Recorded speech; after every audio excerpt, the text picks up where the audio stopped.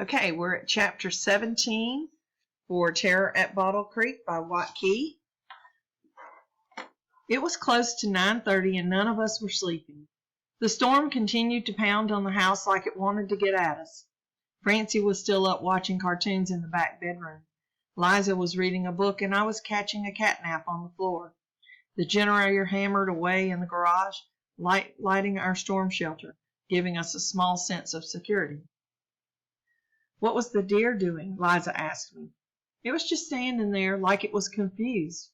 How many do you think will drown? I don't know. Probably a lot. I remember after the last hurricane, there were dead animals floating in the river for a week until the alligators ate them all. Maybe. We heard breaking glass, followed by Francie screaming. I jumped up and rushed toward Liza's bedroom. Francie collided with me in the hall, and I picked her up and held her. What happened, Francie? She was too hysterical to answer. Liza came up and took her from me and went back into the living room, talking softly to her. I walked into the bedroom and saw a pine limb jammed through the curtains and wet glass splinters glistening on the carpet. Rain was running down the wall. I returned to the girls and found Liza on the sofa, holding and rocking Francie. In place of her pajamas, Francie had tied on a t-shirt and tiny jeans with red hearts sewn into the pockets. Her flashlight was peeking out from one of them. It's just a broken window pane, I said. Tree branch punched through the plywood. It's just a broken window, Liza whispered to her. I'm scared, Francie said. It's okay, Liza said. She looked at me and rolled her eyes. She says she's not going to bed, so she got dressed. I want Mama, Francie said. She's not back yet, Francie, Liza said. I don't want to go to sleep, Francie said. That's fine, I said. You can stay out here with us. What's going to happen to us? Nothing, I said. It's just a little wind and rain. Is Catfish okay? He's fine, I said. Don't worry about him. I want to go see him. I looked at Liza. She didn't object. You can go see him, I said. Just stand by the door and talk to him. Francie got up and started toward the garage. Liza looked at me. If she just stands by the door, she won't get wet, I said. Liza stood. I better go with her. I got duct tape and a plastic garbage bag out of the kitchen and returned to the bedroom with them. I slipped on my sneakers and crunched through the glass and shoved the pine limb outside. Then I took off my shirt and used it to protect my hands as I picked the jagged remains of the window pane from the frame. I spent the next 20 minutes taping the garbage bag over the hole and cleaning up the glass on the floor. When I was done, I walked back into the kitchen and started shaking my shirt over the sink. Court! I heard Liza shout. I dropped the shirt and bolted to the garage. I ran into Liza in the hallway. She was soaking wet and her eyes were wide with terror. Catfish ran off. Francie's wrist got caught in the leash. Where is she? Out there. I can't see her. I can't hear her, Court. Chapter 18. I ran straight out into the storm. Francie! I yelled. The wind swept my face away like tissue paper. Liza ran up behind me and put her hand on my shoulder. I turned to her and saw her face rain-streaked and horrified. I'm going down there, I yelled to her. She clung to my arm. I heard cracking and snapping and a tremendous crash of a tree from somewhere below. Go back inside, I shouted.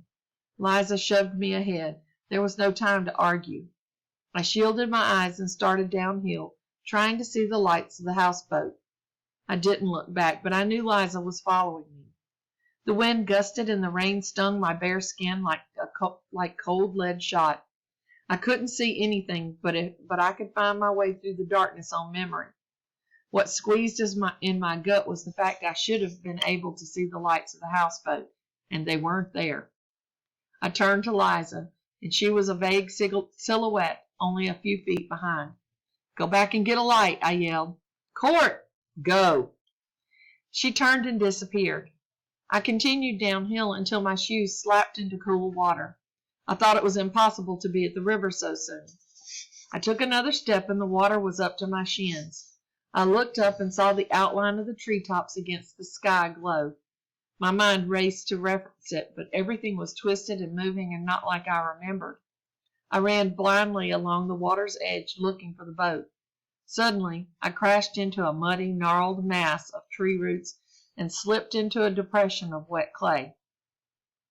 I fought my way out of the hole and found and around it to find the trunk of a fallen water oak disappearing into the black water. I immediately looked up and saw the top of the second oak waving and tossing not far from me. I hopped the fallen trunk and splashed to the second tree, feeling for the rope, waiting for it to clip me in the stomach. "Francie!" I yelled. I thought I heard a faint cry just before the rope cut against my chest tight as a cable. I grabbed it and rushed into the water, pulling myself toward whatever it held. "Francie!" I heard her scream. "Don't move!"